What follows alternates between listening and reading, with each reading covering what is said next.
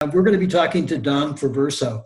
And Dom and I have known each other since sometime in the 70s, so 40 to 50 years. So I know Dom pretty well. But I'll let Dom do the talking. I'm Nelson Ishiyama, and I'm with Henry's Fork Lodge in Island Park.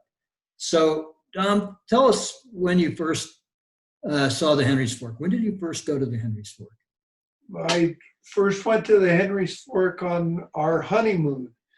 I was on a fishing trip for 2 weeks, and our last stop was the Henry's Fork. I spent 4 days there, and that was in 1967.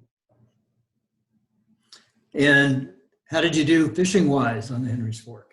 Not very well. I was used to freestone streams, and that was my first introduction to Spring Creek condition.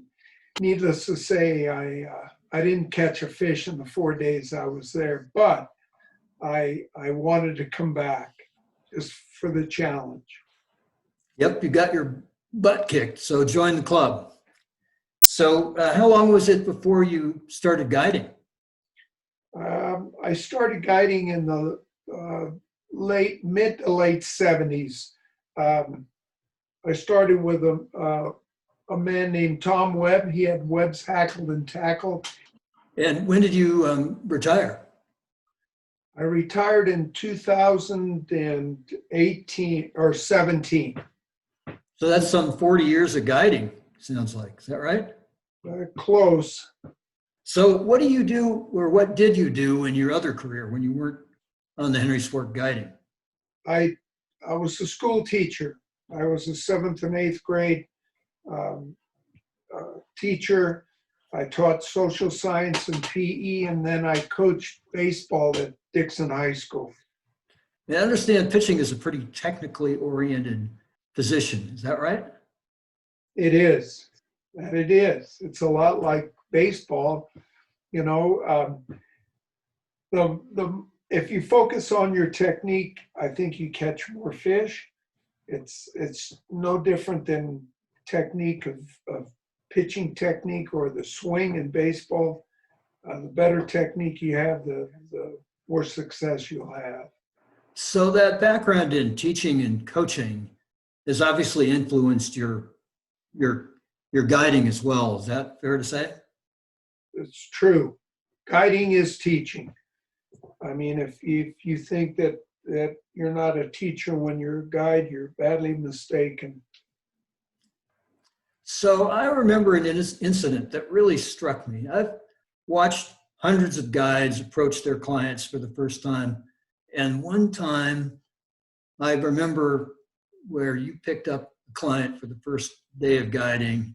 And the question you asked him is, what's your goal for today? Why did you ask him that question? Because I felt that, catching fish in a guide trip is a bonus. I understand you're paying a lot of money to be guided, and fish, to catch a fish is important. But to me, what's important is that you grow as a fisherman. And as I recall, that guide that you had, the client that you had a young son with him, and he told you he didn't care about catching fish. He just wanted his son to learn how to fly fish and appreciate the sport. And I thought that your question for him really drew out that answer. And I thought that was quite insightful on your part. So where was your favorite place to guide? If you had your choice of guiding your clients? The Henry's Fork. Which part of it? State Park. That part that's in the background behind me? That's exactly. I mean, if I had my druthers, if you had anywhere that I'd like to guide, that would be the place. It's not every guide that enjoys guiding the flat water on the Henry's Fork because it is so tough. But you're kind of an old school guide in that respect, I think. Is that fair to say? Yes. And like I said, the Henry's Fork is so diverse. In a day, you could fish two or three different types of water that's found on the Henry's Fork. But are you a dry fly fisherman, or do you fish nymphs, or what's your preference? And what's your My preference are dry flies. But again, as a guide, you have to adjust your guiding style based on your client. And so if I had to fish nymphs, I would. But if I had, what my goal was as a guide to my clients was that I would try to improve their skills year after year.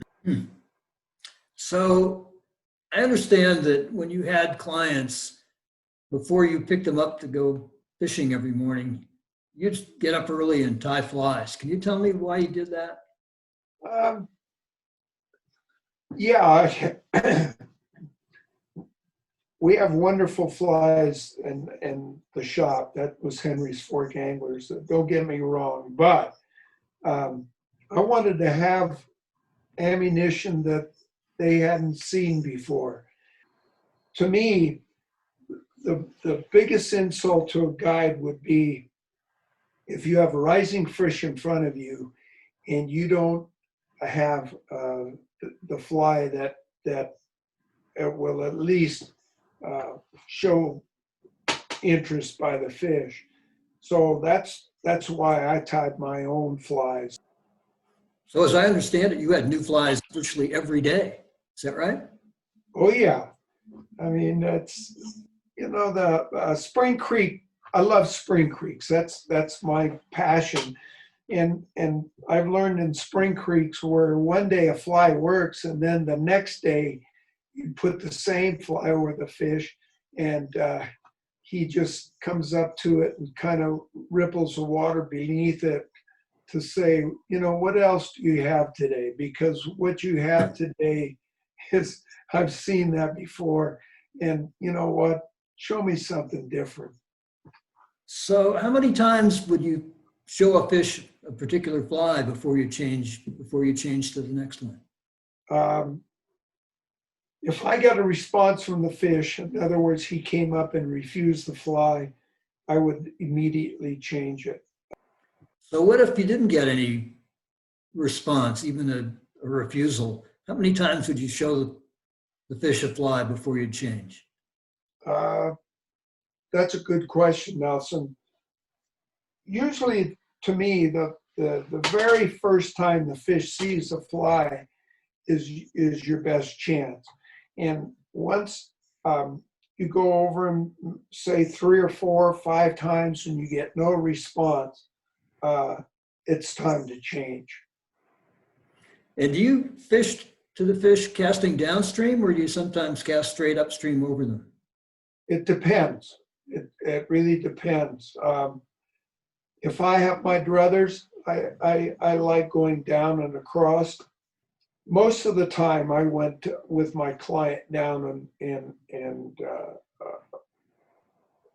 at an angle. Gives you a little more margin for error that way? Yes, yes.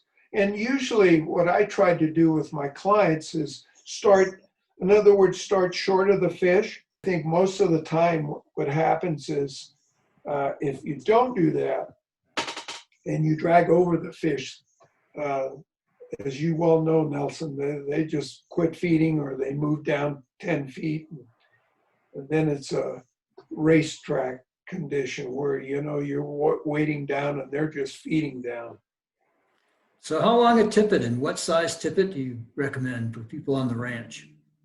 Well, it depends basically again on the skill of the fisherman and how well of a caster. My own leader is probably 15 to 17 feet long. And how many feet of that is the tippet? Probably depending from 3 to 5 feet, but again, that's me. So what time of year, if you had one time of year to recommend people come to fish the Henry's Fork, and in particular the ranch, what time of the season would you suggest, or times? If you like larger flies, then certainly the early season would be be the ticket. I like the PMDs, pale morning duns, and that usually happens in late June and then throughout the summer. And what about the fall? Do you like the fall? Fall is, I like betas, blue wing olives. Again, if I was going to fish the Henry's Fork and I didn't know anything about it, I'd certainly probably choose July. July is a very good month. So sometimes I see people sitting on the bank waiting for fish to rise, and other people I see walking the banks searching for rises. Which do you think you prefer? Which do you think is better? Myself, I like to hunt fish. That means I walk until I find a fish. If I was the first time, fishing the ranch, and I remember that, is just walking up and down the bank and, trying to find or when the hatch starts, find a suitable opponent. In other words, a good fish. And how do you determine by looking at the rise which one's a suitable opponent? Generally, the rise form tells you a subtle, slow rise as compared to maybe a splashy type of rise. A good fish, usually you hear that just like not a toilet bowl, but just a sucking sound. And that generally will tell you that it's a better fish. So if you're not a regular on the Henry's Fork, then you're suggesting that it's best to walk and search for those big, Yep. big risers rather than. Absolutely. I think it's imperative. So what other advice can you offer to people that are listening to you right now? About the Henry's Fork? Yeah, about the ranch in particular. I mean, that is your place. Don't expect to catch a bunch of fish. If you catch 1 to 2 good fish a day on the ranch part, that's a great day. Yeah, back to your baseball days, it's kind of like catching a fish on the ranch. It's like hitting a home run at a Yankee Stadium. The pitcher's got to make a mistake, and then you can hit it out of the park. But if the pitcher's on, it's pretty tough to hook them. So it's all about expectations, right? Exactly. People who fish the ranch have heard about it. They want to match wits with a fish. They want to see how good of a fisherman they are, and it's the ultimate challenge. To me, it's the ultimate river. I remember you're telling your clients they're the Christians and they're about to face the lions. They have about the same chance. It's true. You know as well as I do, when you go down to Wood Road 16, you're running right into the lion's den. So any other advice, words of wisdom for those people who are watching us? If I was going to say one thing to people who are fishermen, and I'm in the same boat, I'm a fisherman, is to work on your casting. To me, casting is the most important thing that a fisherman possesses. It's the same thing with a pitcher. Can you repeat your motion as a hitter? How good is your swing? And so the same thing with fishing is you have to be able to put the fly in front of that fish the first time, drag free. So Dom, thanks a million for doing this little interview, because I hope it gets people to appreciate the Henry's Fork and particularly the Railroad Ranch, and especially fishing dry flies on the ranch. Because to me, that's one of the peak experiences in fly fishing, in all of fly fishing. And I think people should give it a try. It's like challenging yourself by playing Pebble Beach if you're a golfer, or playing at Wimbledon if you're a tennis player, or facing Nolan Ryan in Yankee Stadium. It's really something that everybody ought to experience. The Henry's Fork is just so unique. It's just it's once in a lifetime experience that people should do. Well, thanks again. Thank you.